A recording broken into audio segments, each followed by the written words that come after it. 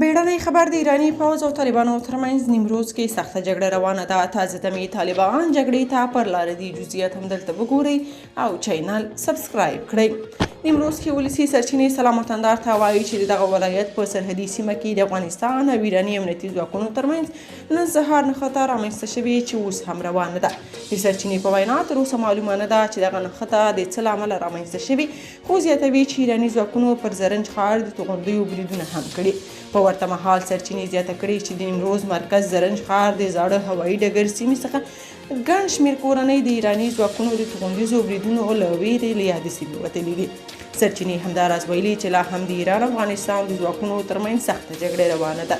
ځایي سرچینې وایي چې طالبان هم د ایراني ځواکونو پر لوري ثقیله وسلې کاروي. طالب سرچینې وایي چې د ځانګړو ځواکونو تازه دمې قطعات هم نیمروز ته پر لاره دي او د دوی د رسېدو سره به جګړه لا شدیده شي. عام افغانانو د طالبانو ملاتړ کړی او وایي که ضرورت شي نو دوی به هم د جګړې لومړۍ کرښې ته ورشي، ځکه دا ملي مسله ده. د نیمروز محلي مسؤلانو او د سرپرست حکومت چارواکو تر اوسه په دې اړه څه نه دي ویلي. بل خوا تر اوسه د ایران حکومت هم په دې اړه په رسمي توګه څه نه دي ویلي. لا دې وړاندې هم نیمروز کې د اسلامي امارت او ایراني سرحدي ځواکونو ترمنځ نښتې رامنځته شوي دي. یاده دې وي چې په دې وروستیو کې د ایران او طالبانو ترمنځ د اوبو پر سر جنجال ډیر شوی او ایراني لوري طالبانو سره د جګړې اخطارونه هم ورکړي دي. که تاسو په دې اړه څه نظر لرئ په کومنټ کې شریک او چینل سبسکرایب کړئ.